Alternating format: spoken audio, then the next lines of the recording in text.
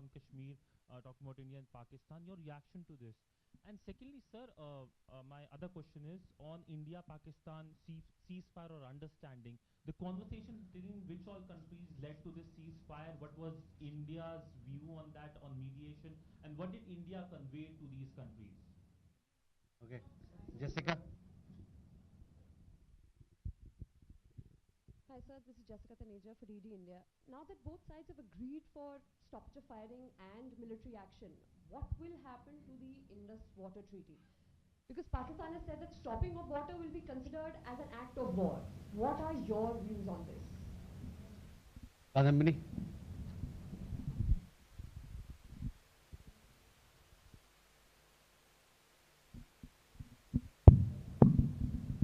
Kadambari Sharma, independent journalist. Sir, Donald Trump ने एक बयान दिया है कि उन्होंने सीज फायर जो हुआ है वो उन्होंने ट्रेड का हवाला देकर कराया है। तो क्या प्रधानमंत्री मोदी और डोनाल्ड ट्रंप के बीच ट्रेड को लेकर कोई बात हुई है इस संदर्भ में? सिद्धांत?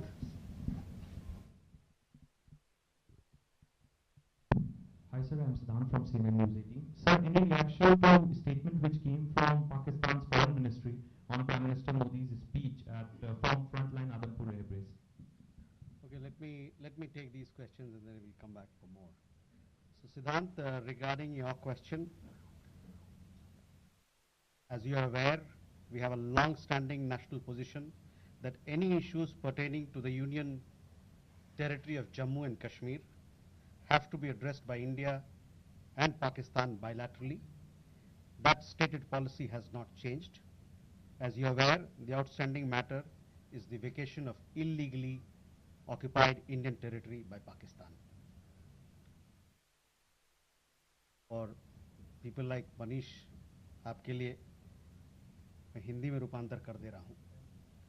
हमारा लंबे अरसे से यही राष्ट्रीय पक्ष रहा है कि भारतीय केंद्र शासित प्रदेश जम्मू और कश्मीर से संबंधित किसी भी मुद्दे को भारत और पाकिस्तान को द्विपक्षीय तरीके से ही हल करना है। इस नीति में कोई बदलाव नहीं हुआ है। जैसा कि आप जानते हैं, लंबित मामला केवल पाकिस्तान द्वारा अवैध रूप से कब्जा किए गए भारतीय क्षेत्र को खाली करने का है। You had another question regarding other countries played, etc. See, the specific date, time and wording of the understanding was worked out between the DGMOs of the two countries at their phone call on 10th May 2025, commencing at 15:35 hours. The Foreign Secretary had made a statement in this regard, as you would be aware. The request for this call was received by MEA from the Pakistani High Commission at 12:37 hours. The Pakistani side had initial difficulties connecting the hotline due to connecting to the Indian side due to technical difficulties. The timing was then decided based on the availability of the Indian DGMO at 15:35 hours. You will of course appreciate that early on 10th morning, we had mounted an extremely effective attack on key Pakistani Air Force bases. That was the reason they were now willing to stop firing and military action.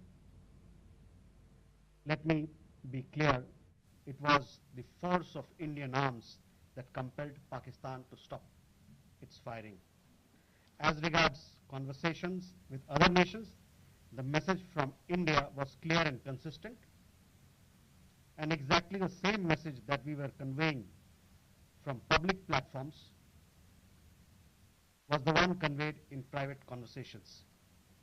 It was that India was responding to the 22nd April terrorist attack by targeting the terrorist infrastructure. However, if the Pakistani armed forces fire, Indian armed forces will fire back.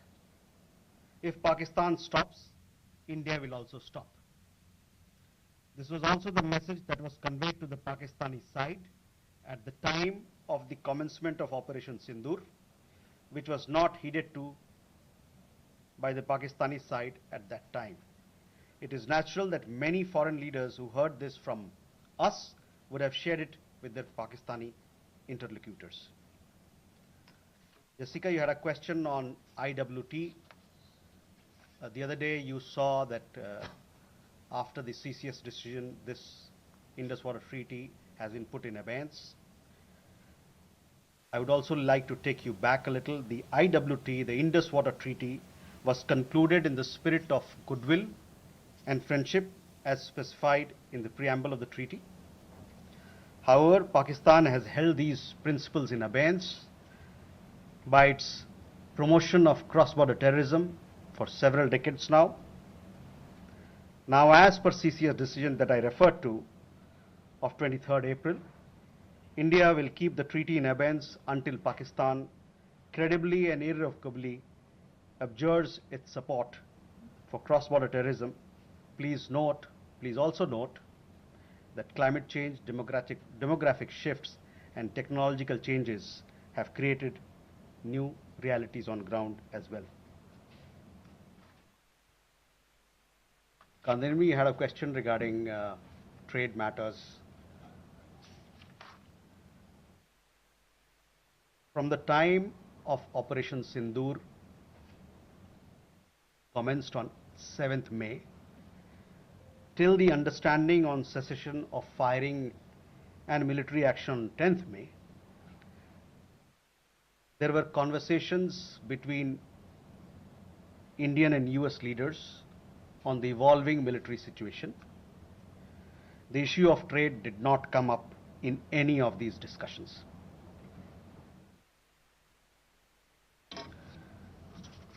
Siddhant, you had a question on the latest statement issued by the Pakistan Foreign Office.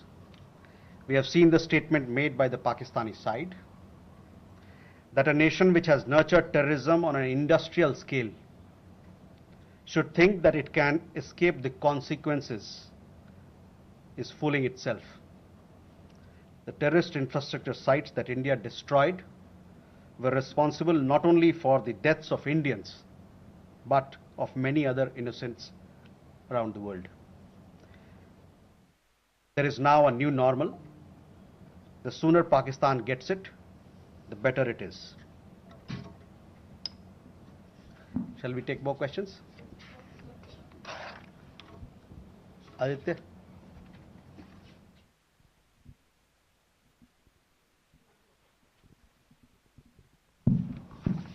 Mr. Jaiswal, I have two quick questions. One, that some of the Indian diplomats who have given interviews abroad have said that India has electronic intercepts and gathered intelligence linking to Pahalgam attackers to the handlers, and they have been planning more attacks. So have you given any kind of this evidence to the foreign attaches and diplomats that were briefed today, and in the context of ambassadors also that were briefed earlier? And yeah, that's about it. Megha?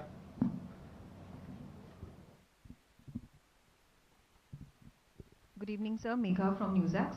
My question is that India, it's being reported, is going to be sending a team to the UNSC 1267 Sanctions Committee. The meeting is going to be held later in the week, and the purpose for it is to declare the TRF as a globally designated terrorist organization. If you could shed more light into this. Okay. Rishabh?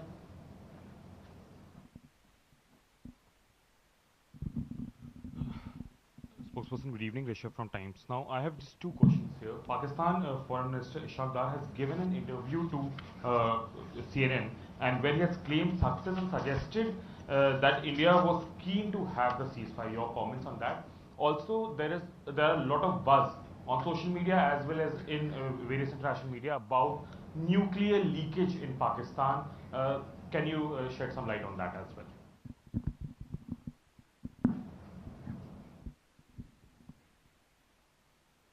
Manas? This is Manas from PTI. US President Donald Trump, again, he claimed yesterday that he stopped a nuclear conflict between India and Pakistan. and he stopped escalation and saved millions of lives through by reaching out to both capitals. He even said that in fact he pressured India and Pakistan to just come forward for the cessation of hostilities, saying that if you don't do, then I will stop trade with both the countries. So can you please clarify whether he just reached out to us and asked us to stop? You have been maintaining that in fact the resolution was arrived at by the two DGMOs, but have you just protested at US side for making these claims which we consider are baseless? Okay, let me take these questions. First, Aditya, your question. We have had several rounds of briefings, and in these briefings, we have also shared with you the kind of linkage we see between the perpetrators of the attack of Pahalgam, in particular the Resistance Front. Foreign Secretary in his statement also made very clear the kind of evidence that we see. And investigation is going on in this particular matter. You would have seen that TRF had taken responsibility, and then second time again, second day, twice they had taken responsibility, and thereafter, possibly at the behest of their handlers, they rolled it back. But TRF is one organization which is a front of the Lashkar-e-Taiba, and you would understand and perhaps be in the knowledge of it that we have been pursuing listing of TRF in the United Nations, by the United Nations Security Council, by the Sanctions Committee, UNSC 1267 Sanctions Committee. I'm not privy to what was shared 2 hours back, but for sure we'll update you on as to how the investigation progresses in this matter. MEA on UNSC 1267 Sanctions Committee. Yes, over the last 2 years or so, 23, 24, we have been sharing information with the United Nations Security Council, the monitoring team of the Sanctions Committee, as to why the terrorist TRF, which is the front for Lashkar-e-Taiba, should be listed as a terrorist entity. We will be also, in few days' time, we will be sharing more details in this regard, and hopefully Security Council 1267 monitoring team will take strong note of what we present, what we file, and take due action against that is required. Rishabh, on your question regarding the interview that the Pak Foreign Minister gave. In the last week, as a result of Operation Sindoor, Pakistan has seen its terror centers in Bahawalpur, Murudke, Muzaffarabad, and other places destroyed. You have been informed of it in several of the briefings that we've had. Thereafter, its military capabilities were significantly degraded by us, and key air bases effectively put out of action. If the Pakistani FM wishes to project these as achievement, obviously he is welcome to do so. Where India is concerned, our stand was very clear and consistent from the start. We would target terrorist infrastructure operating out of Pakistan. If the Pakistani military stayed out, there would be no problem. If they fired on us, we would respond suitably. Till the night of 9th May, Pakistan was threatening India with a massive assault. Once their attempt failed on 10th May morning, and they received a devastating Indian counter response, their tune changed, and their DGMO eventually reached out to us. I just referred to the timings, etc., as to when they reached out. In essence, India's position remained the same. Pakistan's position changed on 10th May morning after its air bases were effectively put out of action. All you have to do is to look at who called who to negotiate the terms of the cessation of firing. By the way, we are living in in a day and age where you have satellite pictures available commercially, I urge you to look at the satellite pictures of the sites which Pakistan says or claims to have attacked in India. Contrast it with the sites and places which we successfully targeted and destroyed. That will give you a clear answer. You know, claiming victory is an old habit. 1975 की बात यही थी, 71 की बात यही रही, 1999 Kargil war में भी यही राग आलापा. तो पाकिस्तान का तो पुराना ये उनका ढोल बजाने का है, जो रवैया है, आलापने का रवैया है, ढोल बहुत पुराना है. परस्त हो जाओ लेकिन ढोल बजाओ.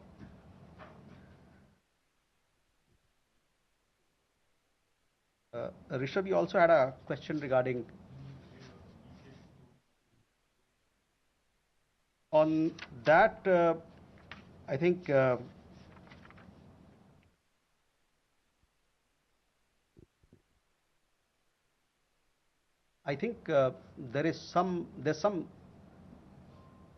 are 2-3 things there. You know, there's talk of some. We saw some social media post about Egyptian, American aircraft, etc. But those questions are for them to answer, not for us. But on the nuclear, in the defense briefing, if you remember, our side made things very clear as to, you know, what was the target, etc. As far as your particular question, I think the Pak foreign minister also has made some comments on that. Manas,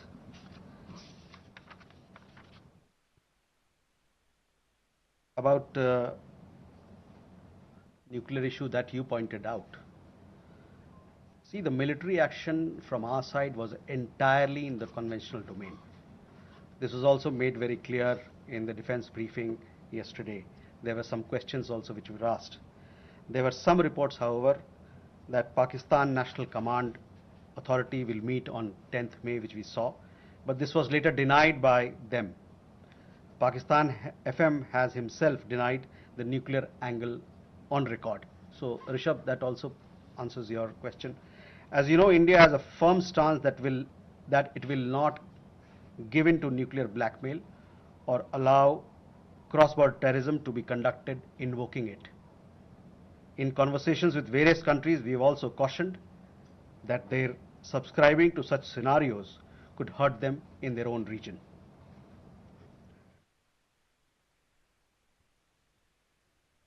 Can we take more questions? Okay.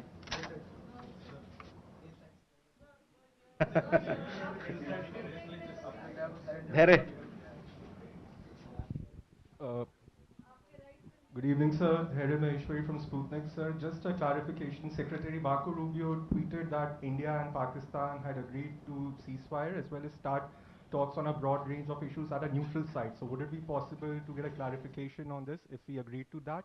And sir, the second question is about India-US trade talks. India has formally notified the WTO proposing retaliatory tariffs against select US imports over Washington's tariffs on steel and aluminum imports. Would it be possible to get a clarification on this? And does it affect India's negotiating position vis-a-vis the bilateral trade agreement? Thank you.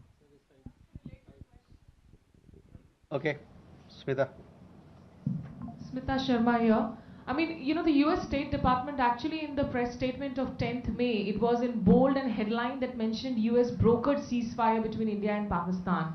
I'm just trying to understand if New Delhi actually rejected it outrightly, raised it with Washington DC then, that this framing was incorrect, or is it only now that India is making it clear that there was no US role in it? And just a quick question on whether there's any update on PK Sahu, the BSF constable, who has been in Pakistan captivity for more than 20 days now.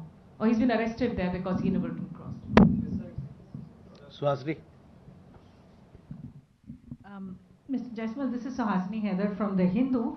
In continuation to Smita's question about whether India has raised with the US these clearly what you are calling false statements made by US President Donald Trump that India did not broker, the US did not broker a ceasefire.